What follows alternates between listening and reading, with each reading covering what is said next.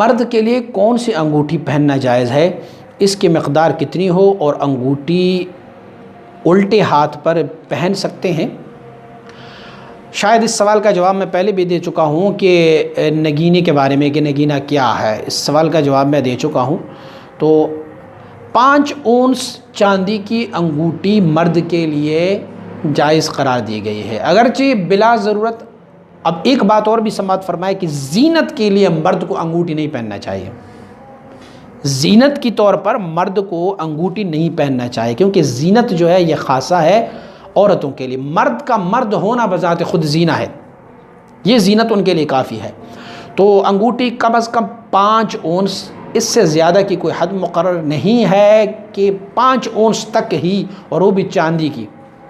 اور مشائخ نے فرمایا ہوا ہے کہ دائیں ہاتھ کی اپنی زینت ہوتی ہے، اسی لیے انگوٹھی کا بہتر طریقہ یہ ہے کہ اسے بائیں ہاتھ میں پہنا جائے۔